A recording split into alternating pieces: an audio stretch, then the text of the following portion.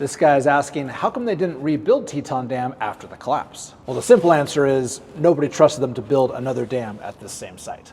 Not only was there poor construction techniques utilized at Teton, but the canyon itself was a dubious choice for this style of dam. Any zoned earth-filled dam like the one built on the Teton River is going to require a heavy amount of site work in the underlying soil. You have to drill really deep and make sure that nothing is seeping through the underlying fissures in the rock around the dam. Clearly that didn't happen with the first dam, and it's doubtful that it could have been done successfully on the exact same design in the exact same location. So if you have to scrap your original design and scrap your original location, you're pretty much starting from scratch. And in 1976, the United States had no patience for projects of this size. Remember, we were just 2 years after the Watergate scandal. There were serious economic challenges worldwide, especially in the area of energy. In hindsight, it actually would have been a really good time to invest in renewable energy, but there just wasn't the political will to do it. There were also a ton of other major dam projects in the American West that were canceled as a result. For example, Auburn Dam on the American River in Northern California. They were supposed to build an enormous arch dam right here.